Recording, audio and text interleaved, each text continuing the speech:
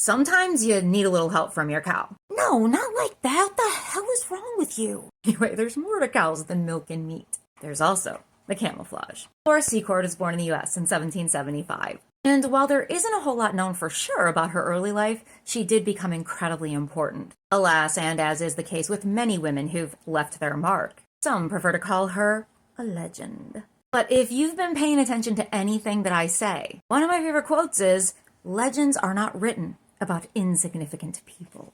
That said, Laura's dad had fought against the British in the American Revolution. And in 1796, citizens of the United States were kind of fed up with the excessive British taxation. Cue Shays' Rebellion. Her dad was working to shut that down. But then he started paying attention, seeing how loyalists were being persecuted. Then he started really thinking about it. He'd lost everything because of the revolution. Regardless of the number of loyalists that he dealt with, he was never going to get it back.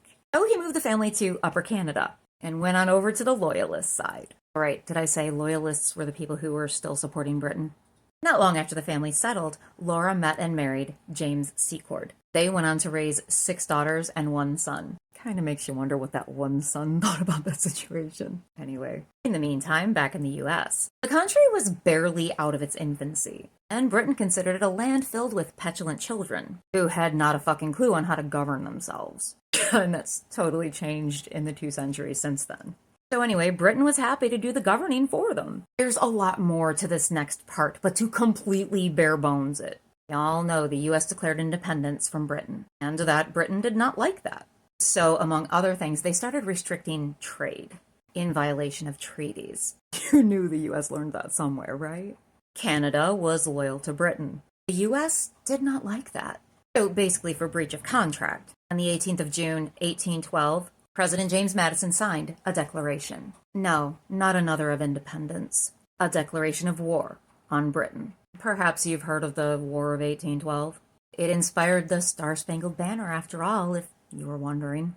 While not the focus here, there is something worth mentioning, especially since I talked about treaty violation. Both Britain and the US received significant help from Native Americans. Both Britain and the US fucked over Native Americans. And the US hasn't really stopped. So anyway, the War of 1812 doesn't necessarily carry as much weight in our history books as it does in Canada. But there it is more than a sidebar. A lot of fighting happened there, because America invaded several times to attack the Brits. Now, remember I said that Laura's family had gone loyalist? Well, her husband's family was loyalist long before Laura's family ever got there. When the war broke out, her hubby was a sergeant in the 1st Lincoln Militia. He was injured early on in the conflict. And based on what I read, Laura was about 36 years old and not afraid of a fucking thing. So she went ahead and rescued him from the battlefield and brought him home, as you would.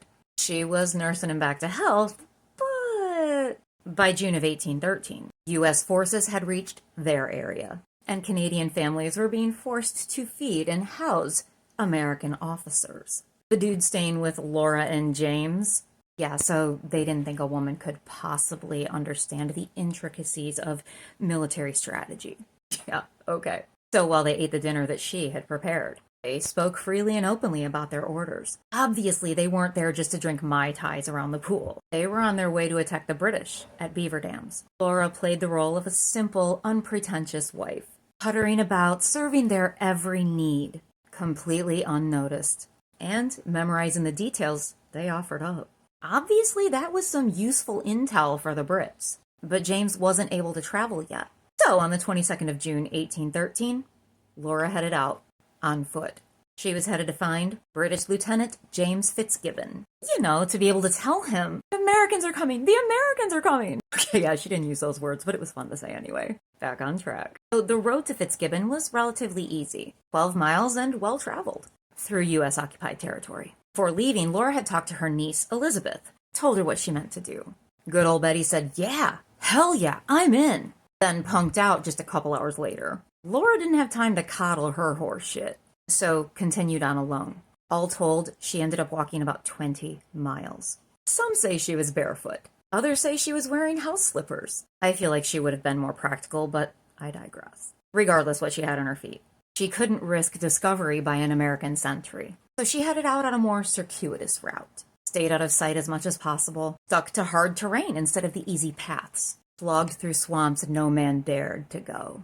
At one point along the way, she came upon a group of Native Americans, who at first, and reasonably so, suspected she was a spy. Well, she was, but not against them, because see, they had also chosen the British side. She explained to them what was up, and they agreed to help her along for the rest of the way. On the morning of the 23rd of June, 1813, Laura delivered a complete report of what she'd heard. The next day, Fitzgibbon, along with less than 50 members of his regiment, about 15 militiamen, and a, quote, small force of 6 Nations men, ambushed about 500 American soldiers, who were under the command of Colonel Charles Borsler. No, I don't care if I said it right.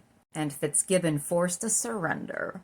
Author Ruth Mackenzie has suggested the surrender may have come at least in part because the U.S. feared, quote, Native American savagery. Because, of course, it was a decisive victory. Canadian folks lost a little bit of faith in the U.S. military power. Fitzgibbon's reputation grew, as did his rank and income. Oh yeah, Laura? Nowhere in the official reports. Some have said that's because she didn't actually do anything. Others, like me, believe she's not officially mentioned because she didn't have a peener. And well, to give her credit, would have reduced the sizes of the military peeners involved. But see, if she did absolutely nothing, then why did Fitzgibbon go to bat for her? See, she petitioned the government for a military pension. You know, based on her massive contribution to the war effort. Her 1820 petition included a statement from Fitzgibbon, indicating the date she'd arrived, and that she was pivotal to his success. Petition denied. She was again denied in 1827, because allegedly, Fitzgibbon testified that, yeah, she had said something to him, but he just couldn't remember if she had said it before the Native American scout that was with her. Isn't that convenient? Unsurprisingly, Laura didn't really get recognition during her lifetime. Well, until this little blip in 1860, when she was 85.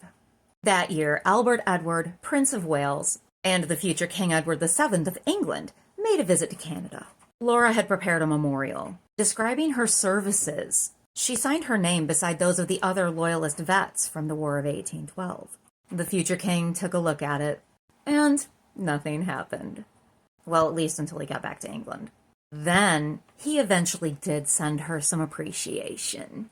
The king sent her 100 pounds. That's about 15,000 pounds today. For my fellow Americans, it's about $18,000 in 2024 U.S. currency. I mean, really, not bad for a single day's walk, right? If you ignore that it took 40 years to get it. I mean, why rush into anything, am I right? Laura Secord passed away just a few years later in 1868, aged 93 years. Since then, her legend has grown. She's become part of Canadian mythology, an example of Canadian nationalism and of feminism. She is celebrated in books, music, and plays. Hell, she was even on a commemorative stamp. You can visit the homestead where she overheard dumbass Americans talking about their shit and assuming that she was stupid. Or take the time to visit the monument of her at Niagara Falls, on the Toronto side. Now, it feels like it would be a little irresponsible not to mention this next thing. In 1913, a dude called Frank P. O'Connor founded a company and named it for her. He said it was because she was an icon of courage, devotion, and loyalty. Okay, but what the fuck did he make? It was chocolates. According to ScrapeHero.com, as of January 2024, Laura Secord Candy Company had 75 locations across Canada. If you've tried it, will you let me know if it's any good? Now hold up. I said there was a cow.